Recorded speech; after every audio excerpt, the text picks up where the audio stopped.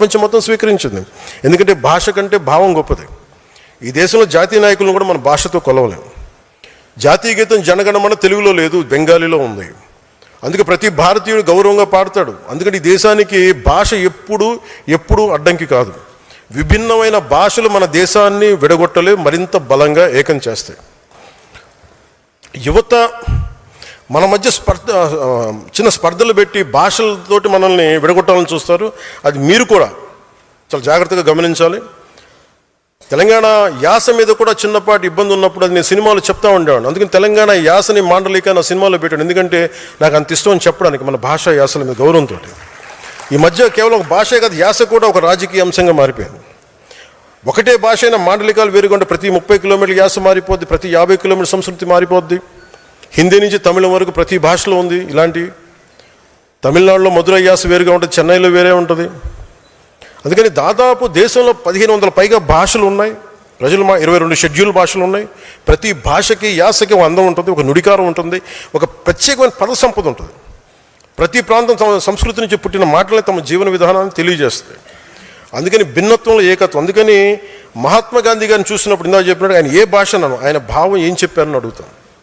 మన భాషలో అర్థం చేసుకుంటాం. మెకాలే మనకి ఇంగ్లీష్ నేర్పించాడు, సంతోషం. కానీ నేను నా మూలాలను మర్చిపోలే, ఇంగ్లీష్ చదువుకుంటాను. అందుకే నా వేదాల గురించి నేను అర్థం చేసుకున్నాను మెకాలే ద్వారా. అందుకని నేను తమిళం, మరాఠీ ఎందుకు నేను మాట్లాడతానంటానికి, ఆ భాషల మీద గౌరవం ఇవ్వడానికి. సో కేంద్ర ప్రభుత్వం తీసుకొచ్చిన 3 లాంగ్వేజ్ పాలసీని మనం సమర్థిస్తున్నామంటే అది అవసరం. ఎక్కువ భాషలు నేర్చుకుంటే జ్ఞానం పరిధి పెరుగుతుంది, కానీ తగ్గదు. హిందీ కావచ్చు, తమిళం కావచ్చు, మరి ఏ భాషనే కావచ్చు. ఆంధ్రప్రదేశ్ ప్రత్యేకత ఏమిటంటే మాతృభాషని పరిరక్షించుకుంటేనే అన్ని భాషల్ని కూడా గౌరవించే సంస్కృతి ఆంధ్రప్రదేశ్ది. భాషా ప్రయుక్త రాష్ట్రాల ఆరంభం నుంచి కూడా నేల నుంచే ఆరంభం జరిగింది. అదే భారతదేశ సమాఖ్య బలాన్ని పెంచింది, బలహీనపరచలేదు. సో ఇది కూడా మీకు కమ్యూనికేషన్కి భాష అనేది చాలా ఎసెన్షియల్. ఇది మీరు ప్రజలకి మీరు రేపొద్దున నాయకత్వం తీసుకున్నప్పుడు తెలియాల్సిన అవసరం ఉంది.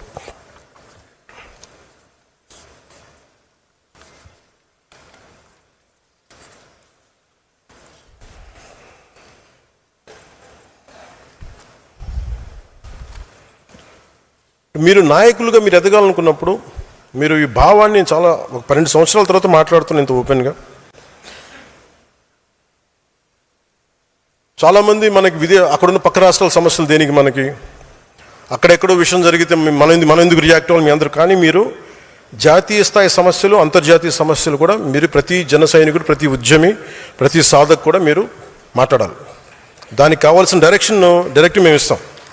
అది ఎందుకని చెప్తున్నానంటే, మీరు ఇవన్నీ అర్థం చేసుకున్నప్పుడు పైన ఆలోచించి మీరు ముందుకెళ్తే ఏం జరుగుతుందని. ఉదాహరణకి బంగ్లాదేశ్ ఉంది. ఈరోజు బంగ్లాదేశ్ ఎట్లా ఉంటుంది, భారతదేశం ఇలా ఉన్నప్పుడు ఈ చికెన్ నెక్ అని ఉంటుంది. సడన్గా ఒక చోట భారతదేశంలో ఉండి ఇటువైపు భారతదేశం ఉంటుంది, ఇటువైపు భారతదేశం ఉంటుంది. ఇక్కడ మరి చికెన్ నెక్ చిన్న పార్ట్ ఉంటుంది, ఆ మధ్యలోదంతా బంగ్లాదేశ్. అది ఎలా జరిగింది అని అనడానికి మీరు అర్థం చేసుకుని హిస్టరీ అర్థం చేసుకోవాలి మీరు. ఇది జోగేంద్రనాథ్ మండల్ గారు first law minister of Pakistan. ఆయనకి భారతదేశం మీద వ్యక్తితో పడలా.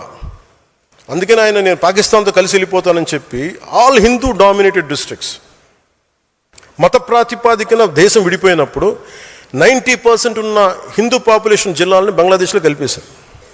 ఆయన నమ్మారు. ఆయనకి వెళ్ళి చూస్తే కొద్దిగా ఒక 2 నెలల తర్వాత సొంత ఊర్లో ఆయన మనుషులను చంపేశారు మత కలహాల వల్ల. ఆయన కుటుంబం చిన్న భిన్నం అయిపోయింది. ఆయన కజిన్స్ చచ్చిపోయారు. ఆయన కాందీసుకుడిగా వచ్చి చచ్చిపోయాడు కలకత్తాలో. అంటే ఒక నాయకుడు వ్యక్తి మీద కోపంతోటో లేదంటే ఈ దేశం ధర్మం మీద కోపంతో అటు వెళ్ళిపోతే ఏం జరుగుతుందో మనం చూసాం. అందుకని మీరు ప్రతి సంఘటన వెనుక నేను మాట్లాడుతున్నప్పుడు దానికి చాలా హిస్టరీ చదివి ఉంటాను, నేను అర్థం చేసుకుని ఉంటాను, మేధావులతో మాట్లాడుతుంటాను. అందులో నేను ఒక మాట చెప్పినప్పుడు ఇది ఉట్టినే చెప్పడు అన్నది మీరు కావాలి. మీకు ఏదైనా డౌట్స్ ఉంటే నేను మాట్లాడుతాను, వాటి గురించి మీకు తెలియజేస్తాను. అందుకని ప్రాంతీయ పార్టీ అనేది ఒక జాతీయవాదాన్ని విస్మరించకూడదు.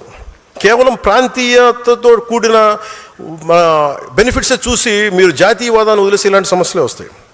అందుకని ప్రాంతీయతని గౌరవించే జాతీయవాదం, ఎనీ యాంటీ ఇండియన్ రెటారిక్, భారతదేశాన్ని విచ్ఛిన్నం చేసే ఎలాంటి రెటారిక్ అయినా సరే మీరు ఖండించాలి.